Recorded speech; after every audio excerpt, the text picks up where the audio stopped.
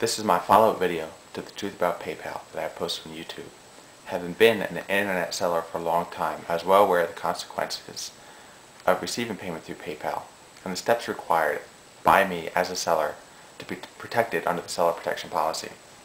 When sending the item, I contacted the buyer directly and told him that I'd be sending it restricted delivery, meaning that he would have to sign for it, and only the person that the package was addressed to could sign for it.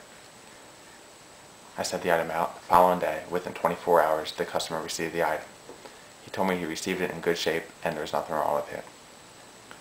The customer told me that he already had plans to take the item and have it painted. I initially thought that he was going to have it done professionally, but he decided to do it in his garage.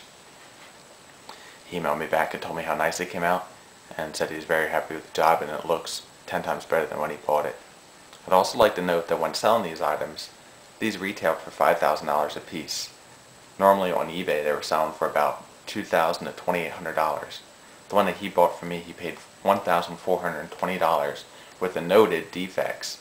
The defects were scratches and gouges in the chassis of the amplifier because they weighed 128 pounds each. They were very heavy, so there wasn't something that people could pick up and move easily. They usually drug them across the floor.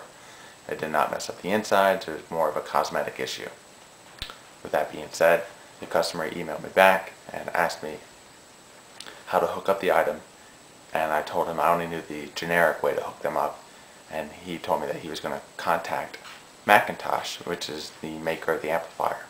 The following day, or about 2 days later, he emailed me back and said that he contacted Macintosh and that they told him that the amplifier was actually made for the Navy, and it was made to certain specifications, and he might not be able to use it in his application or be happy with it. The customer emailed me back and told me that he wanted to send the item back because it's not what he thought it was when buying it. Even though when I sold it, I had the model number displayed quite prominently in the listing. I actually had it written in the listing what the model number of the amplifier was. He did not do his homework before he bought the amplifier, only afterwards. Now, that doesn't make the amplifier worth any less money. It's worth exactly what he paid for it, if not more. Plenty of my customers have bought these from me before I've actually turned around and sold them for an increase of $500 to $600 over what they paid from me. I was out to unload these amplifiers and just sell them quickly at a fair price.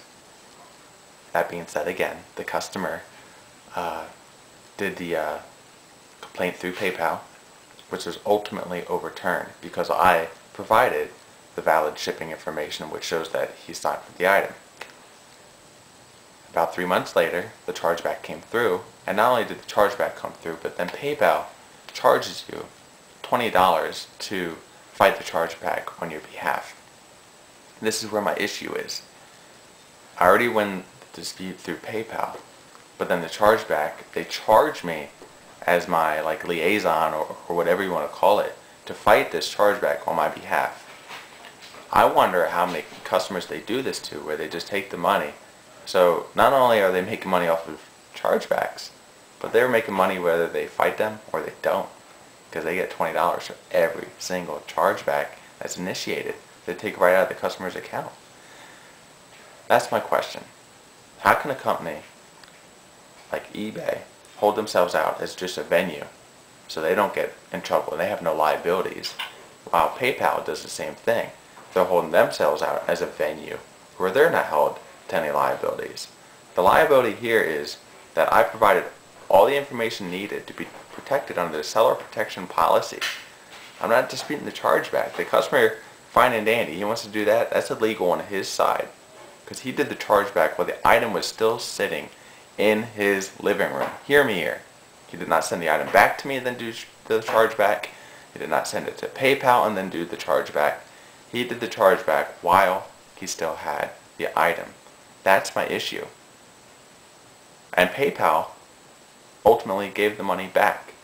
And only after I reported this customer to IC3.gov, which is the Internet Complaint Center, only then did he send the item to PayPal. He committed a crime by initiating the chargeback while he still had the item. In order to properly do a chargeback, you send the item back to the customer, back to the business, and then you do the chargeback. Or if you never got the item, you do the chargeback. This customer did it the shady way, and PayPal did it the shady way as well.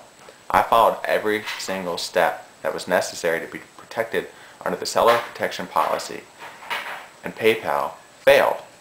They plain and simply failed. And then to insult me even further and send me to a collection agency acting like I owe them money, that's baloney.